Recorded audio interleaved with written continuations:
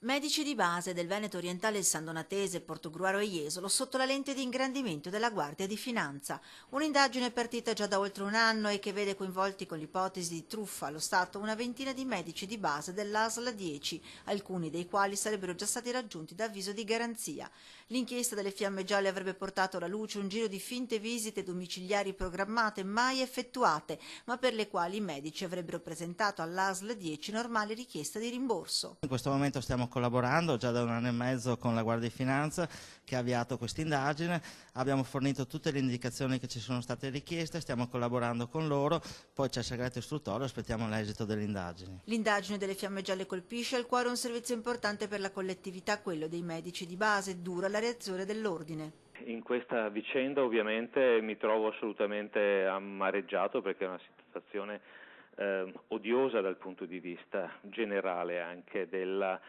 ruolo che la medicina generale ha nel nostro sistema e quindi sono molto preoccupato e attento all'evoluzione della situazione. Secondo quanto appurato dagli uomini della Guardia di Finanza, i medici programmavano mensilmente le visite, ma a quanto pare non le effettuavano, si limitavano a delle telefonate, visite di cui però chiedevano regolare rimborso all'ASL, 25 euro a visita oltre lo stipendio, e c'erano medici che effettuavano anche 70 visite al mese, si parla di 50.000 euro in totale intascati per visita, un operato, spiegano all'ordine dei medici, che non potrà, se appurato, non essere sanzionato. Se noi avessimo contezza da parte della magistratura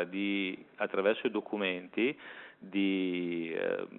per problemi intercorsi nello svolgimento del lavoro, ci sono ovviamente risvolti deontologici molto importanti, molto rilevanti e ipotesi gravi ovviamente. Sul territorio, spiegano dall'ASL 10, sono circa 900 le persone che usufruiscono del servizio di assistenza domiciliare integrata, soggetti disabili, anziani o con patologie per cui non possono recarsi in ambulatorio e vagliate da una commissione specifica dell'ASL, commissione che poi affida ai medici di base appunto le cosiddette visite programmate, un danno d'immagine ma anche economico per l'ASL 10 e per la comunità. Per questo, a fine indagine, l'azienda sanitaria è pronta all'azione. Ovviamente noi ci costituiremo parte civile e chiederemo i danni che i nostri cittadini hanno subito.